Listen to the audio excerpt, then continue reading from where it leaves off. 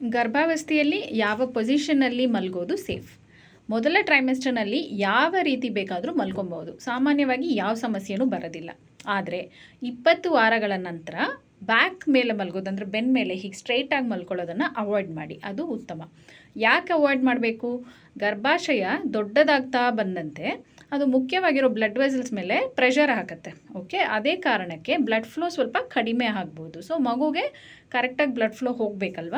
ಅದರಿಂದ ಡಾಕ್ಟರ್ ಕೂಡ ಏನು ಹೇಳ್ತಾರೆ, ಸಾಮಾನ್ಯವಾಗಿ ರೆಕಮೆಂಡ್ ಮಾಡೋದು ಎಡಗಡೆ ಮಲಗೋದನ್ನು ರೆಕಮೆಂಡ್ ಮಾಡ್ತಾರೆ.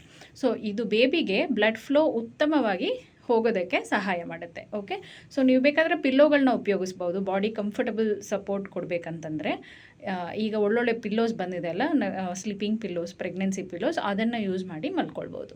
So comfortable sleep is very important. ಚೆನ್ನಾಗಿ ನಿದ್ರೆನೂ ಮಾಡಿ, ಸಾಧ್ಯವಾದಷ್ಟು ಎಡಗಡೆನೂ ಮಲಗಿ and use the pillows possibly. Okay.